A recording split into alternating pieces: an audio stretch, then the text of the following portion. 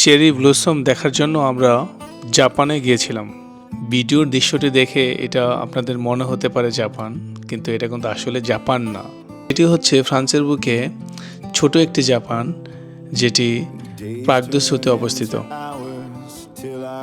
আমাদের মেন উদ্দেশ্য ছিল জাপানি যে ফেস্টিভ্যাল, তার নাম হচ্ছে হানামি।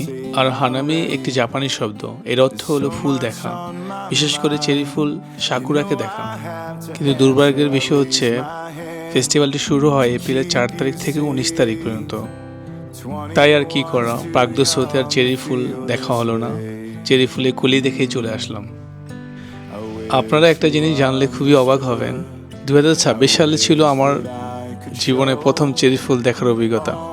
এর আগে আমি কখনো চেরি ফুল দেখার জন্য কখনো বের হইনি। এর কারণ হচ্ছে আমার ওয়াইফের জন্য। কিন্তু জানেন কি, সেই দিন হানামি আমাদেরকে ফাঁকি দিল। আমরা কিন্তু প্রাগদস্যুতে হিউজ পরিমাণে আমরা এনজয় করেছিলাম। আমরা অনেক খাবার দাবার খেয়েছিলাম, চারিদিকে ঘুরেছিলাম। পরবর্তীতে হানামির জন্য আমরা টিকিট বুকিং করলো, আর ব্যস্ততার কারণে আর যাওয়া হয়নি।